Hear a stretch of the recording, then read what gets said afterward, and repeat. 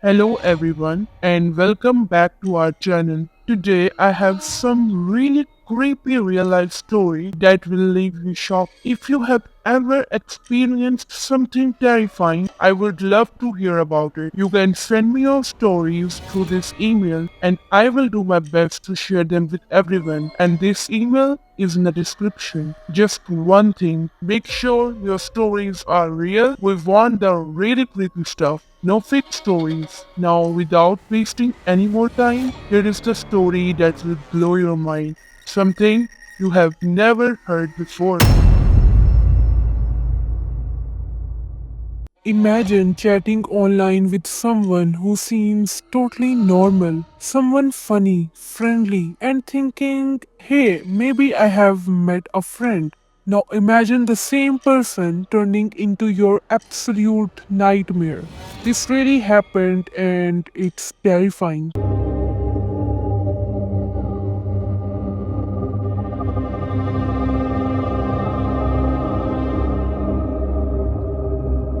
The story is about Alicia, a normal teenage girl, just like any other teen living with her family, going to school, hanging out online, chatting, scrolling through social media. She liked to talk to new people, meet new friends, nothing unusual, right? At first, it was casual chat.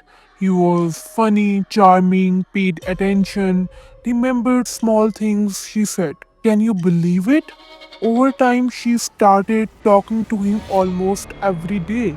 It felt normal, almost comforting, especially because her parents were busy and did not notice how much time she spent online. She had no reason to suspect anything at all. After months of chatting, he suggested meeting in person. Alicia was nervous. This was her first time meeting someone she had only known online, but there was this strange mix of excitement and fear. She thought, I will just be careful, I will be back before anyone even notices. Sitting in her room, she kept glancing at her phone, waiting.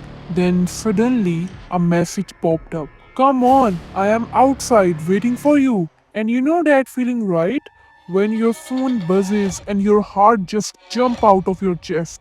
That's exactly what she felt. In a rush, she grabbed her jacket, quietly slipped out while everyone in her house was asleep, and stepped into the night. Outside, his car was already waiting. She took a deep breath, slid into the passenger seat, and tried to act casual, like nothing unusual was happening. But inside, she was jittery, heart racing, palms sweaty. At first, he tried to make her comfortable. They talked, joked, even laughed a little, like it was just a normal first meeting. He kept the conversation light, like he wanted her to feel safe and excited. And for a moment, she did start to relax, thinking, okay, maybe this is fine, just a regular first hangout. But then the drive started to feel off.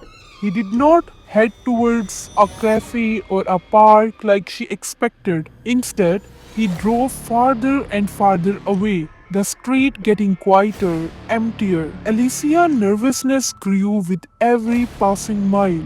She tried to convince herself it was fine. Maybe he just had a surprise planned. But deep down, her gut told her something was very, very wrong. And then it happened.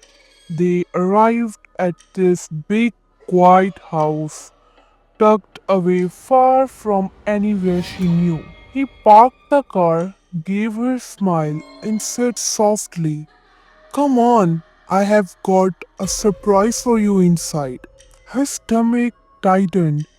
The house looked too still, too empty, but she followed anyway, trying not to show how nervous she really was, trying to keep things light, and handed her a glass of juice. Come on, just a sip, he urged. At first, she hesitated, her hands shaking a little, but he smiled again, took a sip from his own glass, and teased, see, it's fine, trying not to look rude. She finally lifted it to her lips and drank. It did not taste bad, but something about it felt wrong. He leaned closer, whispering, "Don't worry, this is only the start. I have got another plan for you." Minutes later, everything started spinning in her head. Her body felt heavy, as if someone had filled her with lead. Her arms and legs were weak, trembling under their own weight. She blinked again and again, trying to fight the darkness, but the room swallowed her completely. The air was thick and cold, and it smelled awful, a mix of damp, mold, and something rotten that made her stomach twist. When she finally opened her eyes fully, she had no idea how long she had been out. Absolute darkness surrounded her. Her mouth was stuffed with cloth, stopping her from screaming, and panic surged through her chest. She tried to move her hands, but thick, heavy chain dug into her wrist, biting into her skin with every tiny struggle. Her legs were chained too, the iron links rattling sharply with every attempt to move. As her eyes adjusted, she slowly began to see shapes around her. Old broken furniture was thrown everywhere. Rusty tools were scattered across the floor. Hammers, pliers, sharp blades, and strange metal devices that looked like they could give electric shocks. Torn rags and fringes lay everywhere, dirty and full of blood, showing that terrible things had happened here before. Seeing all this, her skin went pale and her whole body trembled with fear. Her heart pounded so fast she thought it might burst. Every tiny sound, the creak of wooden stairs above, the soft scuffle of something moving in the shadows, even the echo of her own weak hum made her jump. She tried to scream again, but only a weak, strangled sound came out. The sound bounced off the high ceiling, echoing eerily around the basement, and then it hit her. She was completely alone, trapped in the basement, full of terrifying tools and devices meant to hurt people with no way out. From that moment, he locked her in that dark basement. The horror began. He was completely twisted, a man who enjoyed seeing her scared. Some days she did not get any food at all. Her body grew weaker and she could barely move. Other days he hurt her in the way that made her scream. He would grab her hands and tear her nails off forcefully, one by one. Sometimes he used an electric device, sending painful shocks through her body that made her collapse, shaking and crying. And there were times he used sharp blades, cutting her fingers or feet, leaving her bleeding and terrified. Every day was a nightmare. Her body became so weak she could hardly lift her arms. Her mind started to break and she did not know what was real anymore. He would laugh and talk to her strangely, saying things that made her even more confused and scared. Every sound, a step, a creak, a shadow made her jump. She was completely helpless, trapped in that dark, cold basement at the mercy of a man who had no limits to his cruelty. Meanwhile, at home, her family realized she was missing. Panic spread quickly. Her mother searched everywhere, her room, the whole house, every closet, every corner. She called friends, neighbors, anywhere who might know something. Flyers were put up, the police got involved, and the whole community was on high alert. 4 days passed, filled with fear and worry, and then finally authorities found her. When they arrived, the man who had been torturing her was still there. He was caught in the act and immediately arrested.